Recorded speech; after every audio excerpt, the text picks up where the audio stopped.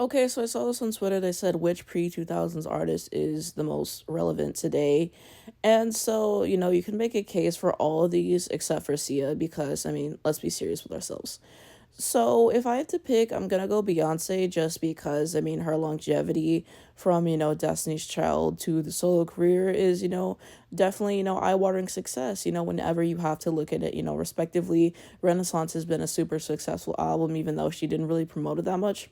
She's doing stadiums still this far into her career. The movie was a success, and Beyonce is just a cultural icon, more importantly, and just what she's been able to do to the musical landscape and how much people still like revere her and respect her talent and how her voice is only getting better with age.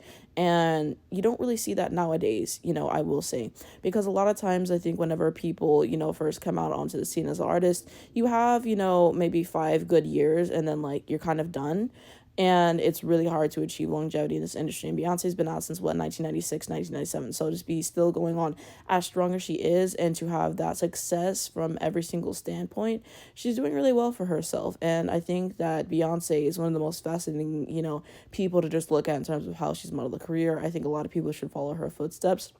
And I think that the way that she carries herself and the fact that she doesn't really do interviews and how secretive that she is has really helped her in her career and everything. A lot of celebrities don't really know how to have mystique anymore.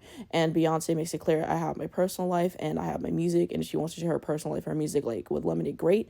But, she's not required to. And she's just that outstanding at her craft that, we just appreciate whatever she does give us. And she's just really smart. All the glimpses that she does give us in like the Renaissance movie, we're thankful for, because she doesn't show that side of herself often. And I saw this like tweet and someone was like, now that I see Beyonce interviews, like whenever I'm looking back on them, I understand why Beyonce doesn't do them. And I agree, because they asked her a lot of stupid questions. And so I would definitely have to give her the crown. And then, Shakira, that song that she just did this past year, the Biz Rap Music Sessions, another top 10. And the fact that she's been in like 20 years and still getting top 10s and still being, such a cultural force, and what she's been able to do, having hit songs in Spanish and in English and being such a great songwriter, I have to tip my hat off to Shakira and her longevity at this point. Madonna's been out since what, the 80s, and still successful. She's out on her tour right now that's doing well for her. So Madonna has her own point.